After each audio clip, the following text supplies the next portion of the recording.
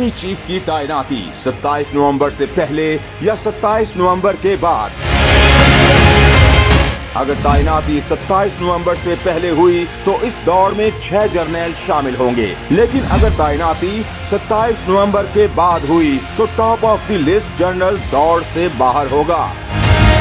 मौजूदा army chief general Qamar Javed Bajwa की retirement पर 29 नवंबर को चीफ ऑफ कमांड की तब्दीली की तकरीब होगी, जहां रिवायती तौर पर साबिक आर्मी चीफ अपनी छड़ी नए आर्मी चीफ को पेश करेंगे और फिर एक नए दौर का आगाज हो जाएगा।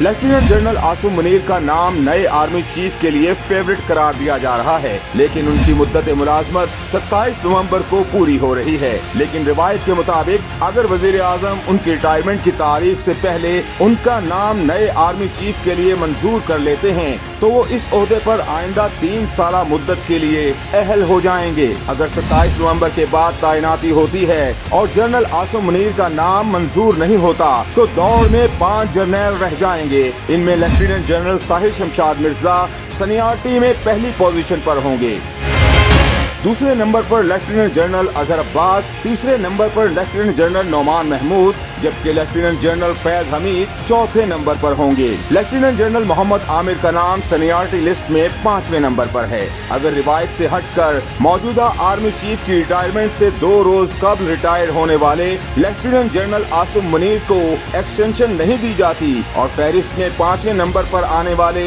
किसी जर्नैल का नाम भी मुंतखब नहीं किया जाता तो फिर पहले 2 बड़े ओहदों के लिए लेफ्टिनेंट जनरल साहिर शमशाद मिर्जा और लेफ्टिनेंट जनरल अजहर अब्बास के नाम सीनियरिटी के मेरिट पर रह जाते हैं।